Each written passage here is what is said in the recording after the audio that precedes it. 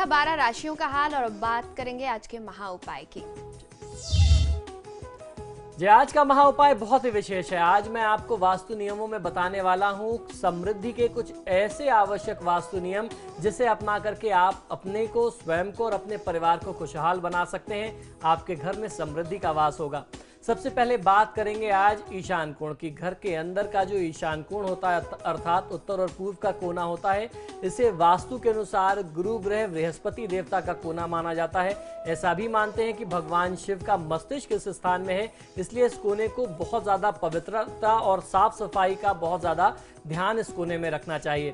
इसी कोने में वास्तु के अनुसार पूजा का स्थान बनाते हैं। हमारे यहाँ शास्त्र में नियम यह है वास्तु के अनुसार कि अगर आपको पूजा स्थल बनाना है, घर में मंदिर की स्थापना करनी है, तो ईशान कोण में यानी उत्तर पूर्व के कोने में बनाएं, जहां पर आप बैठ करके कुछ समय पूजा साधना करें, उपासना करें और अपने इष्ट देव की स्थापना के लिए आप इस स्थान का चयन करें। किंतु यहाँ जल का स्थान होना भी बहुत ज्यादा लाभकारी होता है। यदि यहाँ पे जल का स्थान नहीं है तो आप ऐसा कर सकते हैं कि इस स्थान को साफ रखें और किसी पात्र में यहाँ पे आप जल भर के रखें और हर दिन या 2 दिन पर आप उस पात्र के जल को बार बार बदलते रहें, तो आपको बहुत अच्छा लाभ मिलेगा। अब मैं आपको बताता हूं कि कुछ ऐसे छोटे छोटे उपाय जिसे अपना करके आप अपने इस कोने को और ज्यादा समृद्ध कर सकते हैं और ऊर्जावान कर सकते हैं, जिससे आपके परिवार में सुख समृद्धि बढ़ेगी। इस कोने की जो शुभ ऊर्जा है वो जब यहाँ बढ़ेगी तो आपको बहुत अच्छा लाभ मिलेगा।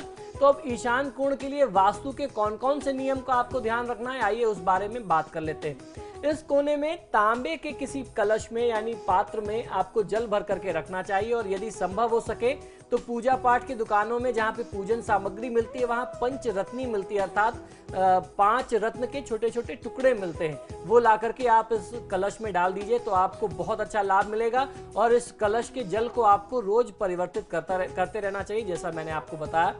ईशान कोण में पारद का शिवलिंग स्थापित करके यदि आप उसका नियमित पूजन और अभिषेक करते हैं तो आपको बहुत अच्छा लाभ मिलता है और इसकी पूजा करने से घर में, पूरे वास्तु में जहां कहीं भी वास्तु दोष होगा उसके प्रभाव धीरे धीरे समाप्त होने लगते हैं और आपके घर की जो शुभत्व है उसमें वृद्धि होती है।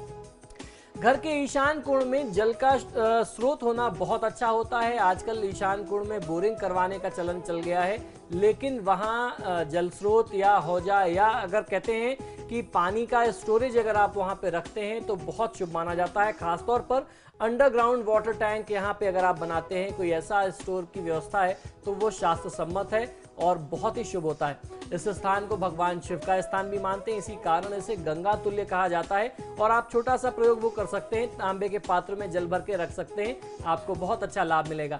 यदि जो भी जल स्रोत यहाँ पर है इसमें चांदी की छोटी सी मछली, शंख, मकर, लघु कलश, कल्पवृक्ष और चांदी के ही कूर्म बना करके अर्थात कछुआ बना करके वहां रख दें या जल पात्र में डाल दें और उसकी पूजा की जाए तो आपको बहुत अच्छा लाभ मिलता है। आपकी जो इच्छाएं होंगी वो परिपूर्ण होने लगेंगी। आपकी जो भी अभिलाषाएं काफी समय से अधूरी रह गई थी वो पूर्ण होने लगेंगी। यहाँ पे जल कलश का या जल का स्थान के होने का इतना महात्मा बताया गया, यानी उसका सीधा संबंध आपकी इच्छाओं, आपकी आकांक्षाओं से जुड़ा हुआ है। ईशान का जल स्रोत जो है वो बराबर भरा रखा जाए और उसके जल स्तर को बराबर बना करके रखा जाए तो परिवार में धन और सुख समृद्धि आती है।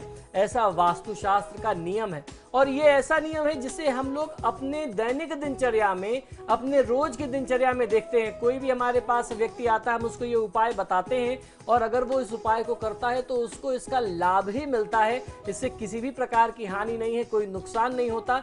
तो उम्मीद करता हूं कि इस छोटे छोटे से उपाय को आप भी अपने घरों में अपनाएंगे। आज हमने ईशान कोण की शुभ ऊर्जा को बढ़ाने की बात की है, आगे इसी तरीके से और भी घर के विभिन्न कोणों के बारे में चर्चा करते रहेंगे। तो बिल्कुल आज हमने जाना कि कैसे अपने घर में सुख समृद्धि लाएं और घर में जितने भी वास्तु दोष हैं उनका प्रभाव हम कम कर सकते हैं। आचार्य जी बहुत बहुत शुक्रिया आपका हमारे स्टूडियो में आने के लिए।